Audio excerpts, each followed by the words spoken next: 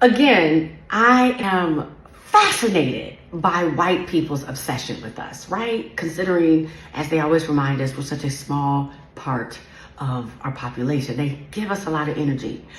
Because one, the ancestral need they have to control us, not just our bodies, but down to our thoughts and emotions. Because why do they care about how we feel about Charlie Kirk dying? Like, why do they even care? Why are they so obsessed about our emotions? I mean, one thing they don't seem to get, because they're unable to see outside themselves, is how few of us cared, period. We didn't know him to celebrate or to mourn. He was not important in our lives. He wasn't big. But even if he were, why are they trying so hard to police our emotions?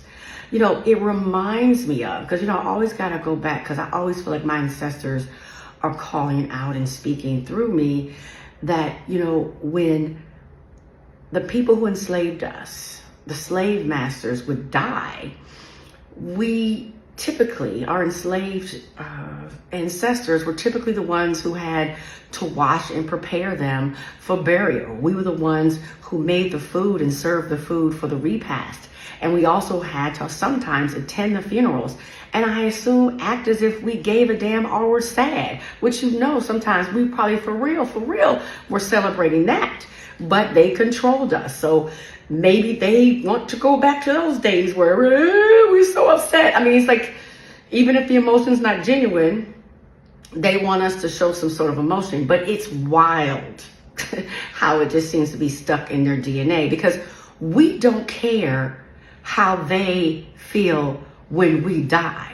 When we talk about Black Lives Mattering, it's not because we care about their emotions. We didn't even get up in arms when they were selling Skittles after Trayvon Martin's death and things like that. I mean, we recognize it was cruel, but we kind of accepted that as part of many of their DNA and personalities.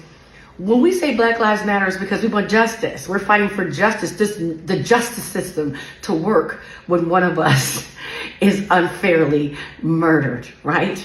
So, but it's not because we're like, no, but why aren't you sad about our heroes? We're comfortable with our hashtags and our t-shirts and our homecoming celebrations and how we feel. We're very insular. If they're sad about it or not, we don't care.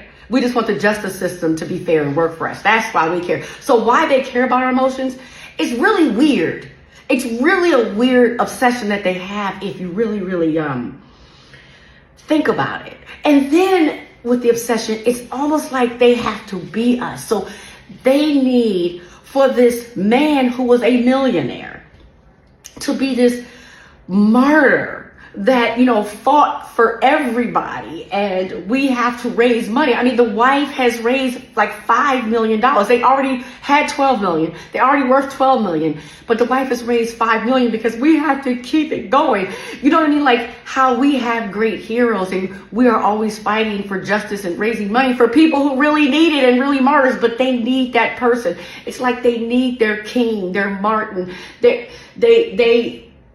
They're even jealous of our tragedies. It's like I've said before about us being enslaved, like they want to be slaves too. Like, I don't know, but I'm living this stuff every day as, with you. But at the same time, I'm sitting here in the background like, this shit is wild. I'm telling you, your obsession with us has got to be studied.